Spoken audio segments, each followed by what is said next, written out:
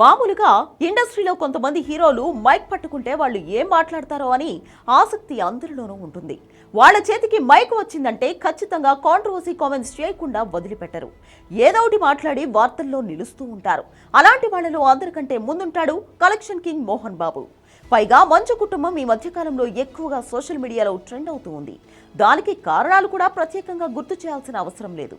వాళ్ళ ఇంట్లో జరిగిన ఆస్తి గొడవల కారణంగా దారుణంగా ట్రోల్ అయ్యారు. ఇంకా చెప్పాలంటే మనోజ్ విషయంలో కాస్త సాఫ్ట్గా ఉన్నారు, కానీ విష్ణు మోహన్ బాబును మాత్రం ఫుల్గా ఆడుకున్నారు ట్రోలర్స్. మనోజ్ను అమాయకుడిని చేసి విష్ణు ఇదంతా డ్రామా ఆడుతున్నాడంటూ కూడా చాలా మంది నమ్మారు.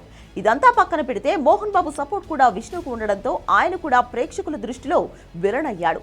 ఈ సంఘటన మొత్తం జరిగిన తర్వాత మంచు మనోజ్ మొన్న భైరవన్ సినిమాతో ప్రేక్షకుల ముందుకు వచ్చాడు. ఇది పెద్దగా ఆడలేదు.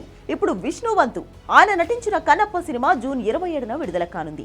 దీనికి సంబంధించిన ప్రీ రిలీజ్ వేడుక జరిగింది. ఈ వేడుకలో ఖచ్చితంగా మోహన్ బాబు ఏదో ఒకటి మాట్లాడతాడు, వైరల్ అవుతాడు అని అందరూ అనుకున్నారు. ముఖ్యంగా మనోజ్ గురించి కూడా ఏదో ఒక కామెంట్ చేస్తాడు అని అభిమానులు కూడా ఆశించారు. ఇంత జరిగిన తర్వాత కేవలం పెద్ద కొడుకును మాత్రమే వెనకేసుకుని వస్తున్న మోహన్ బాబు తన చిన్న కొడుకు గురించి ఏదో ఒక విషయం చెప్తాడు అనుకున్నారు ప్రేక్షకులు. కానీ కన్నప్ప ఈవెంట్లో మోహన్ బాబు స్పీచ్ అందరికీ షాక్ ఇచ్చింది. కొడుకుల గురించి పక్కన పెడితే కనీసం సినిమా గురించి కూడా కరెక్ట్గా మాట్లాడలేదు ఆయన. కేవలం 3 నిమిషాల్లో ఆయన స్పీచ్ ముగించాడు.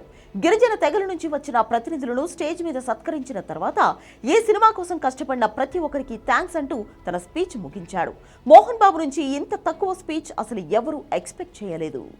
రిలీజ్ సమయంలో ఏం మాట్లాడినా కూడా వైరల్ అవుతుంది, అది సినిమా మీద అనవసరంగా ప్రభావం చూపిస్తుంది అని అనుకున్నాడో ఏమో, కానీ చాలా అంటే చాలా జాగ్రత్తగా మాట్లాడాడు.